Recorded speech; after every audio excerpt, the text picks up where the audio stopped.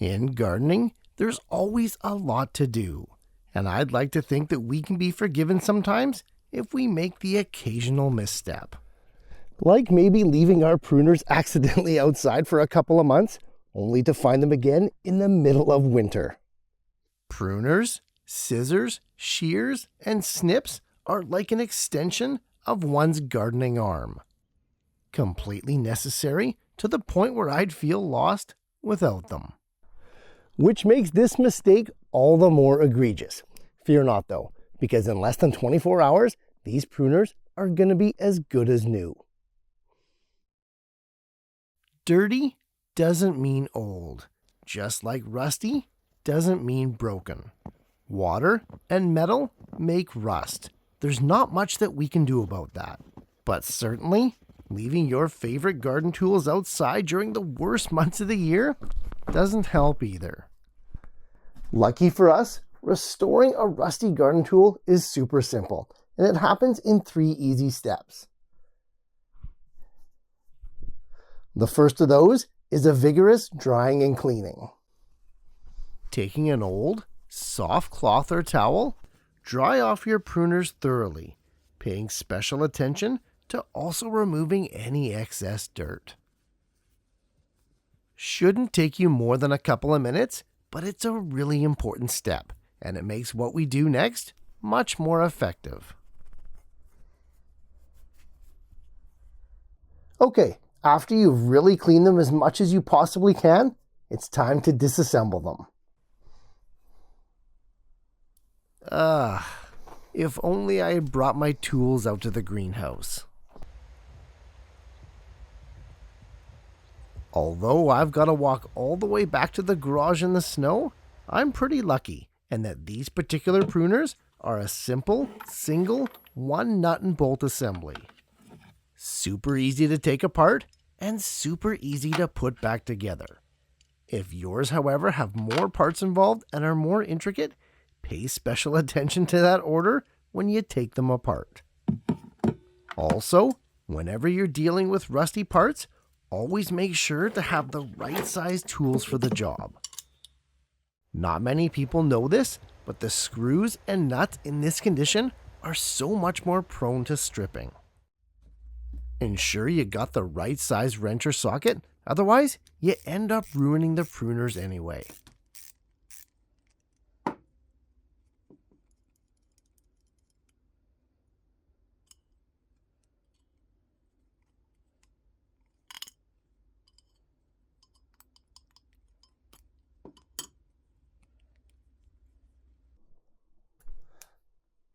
Okay, once you got them fully broken down, I do like to give them one more wipe down just to make sure that they're really clean. The final wipe down can be important too, as it really gets all those nooks and crannies dry and free of debris. Okay, with that all done, we're finally ready for step 2, which is to give these guys a bath.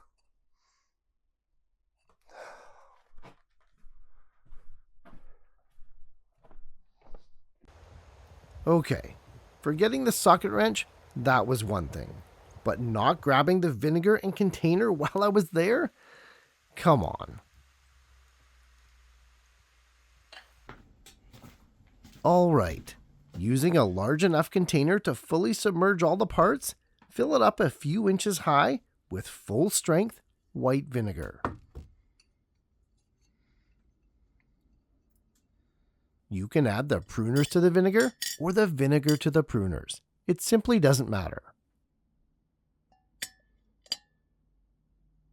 The regular household stuff will do just fine, but 10% agricultural grade is significantly better.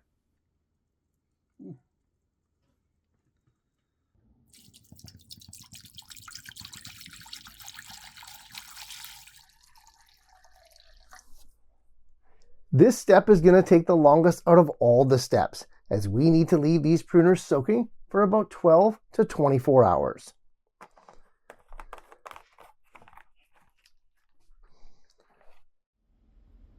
Let the vinegar do its thing. No scraping or sanding is required. That's the beauty of this. When you sand or try to scrape any rust off a metal, you're actually creating a ton of microabrasions in the process. These microscopic scratches are landing points for infinitely more rust to start appearing. Leaving your garden tools to soak this way is not only less work, it's actually going to give you a better result. Good stuff, but it gets even better. While the vinegar soak is going to prevent you from scratching that metal and incurring infinitely more rust, it's the next step that's going to ward off future rust even more. After a day of soaking, the bulk of the rust is going to have sloughed off all on its own. For the parts that haven't, well, we can simply wipe them off with ease. Just use that same soft cloth and remove all the remaining rust. Likely, it's not even attached to the metal itself anymore, and it's just sitting there. Also, this is going to give us the chance to dry off that tool completely and remove that vinegar coating.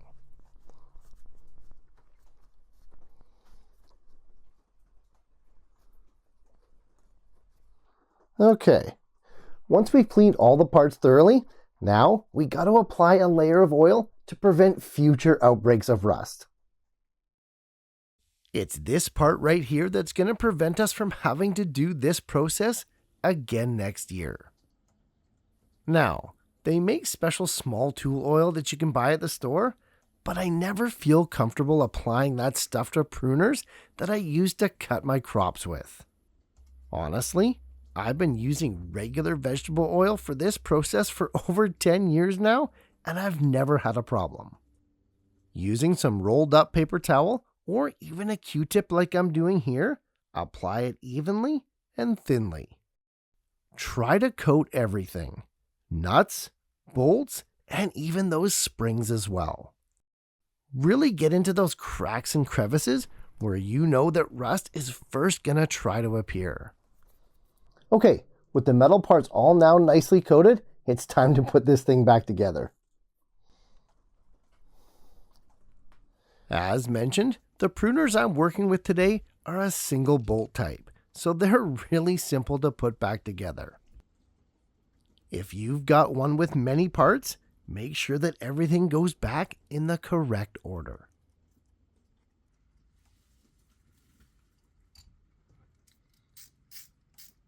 One hang-up with these single bolt types is that you can over-tighten them. They simply lack the mechanism to lock the nut and bolt assembly into a notch away from being too tight. Back off a quarter turn to remedy this.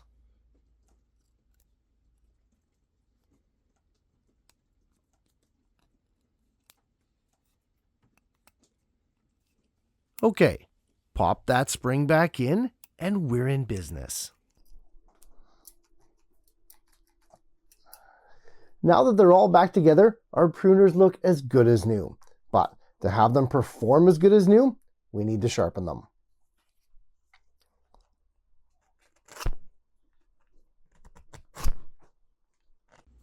A simple $5 blade sharpener is all you need. 4 to 5 firm but even strokes per side will get that cutting portion sharp as a tack.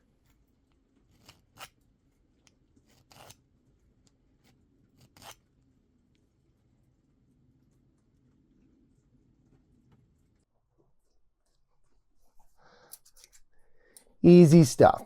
This process works for most garden tools, and it can really increase their longevity as well as their overall performance. Hey, let's recap those main points so that we don't miss a thing.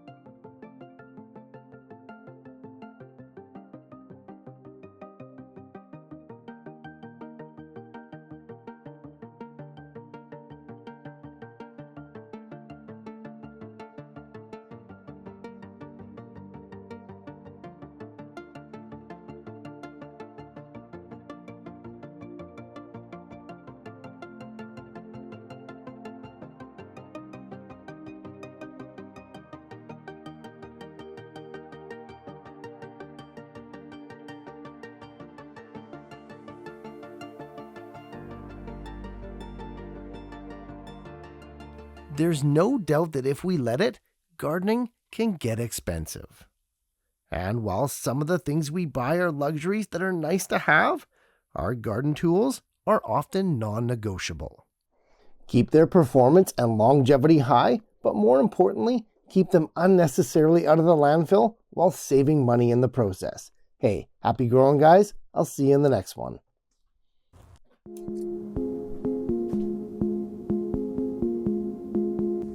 Hey, thanks so much for watching, guys. I appreciate the support more than you know. And if you're getting value from these videos, please like and share them to spread the word and help your fellow gardener to grow better.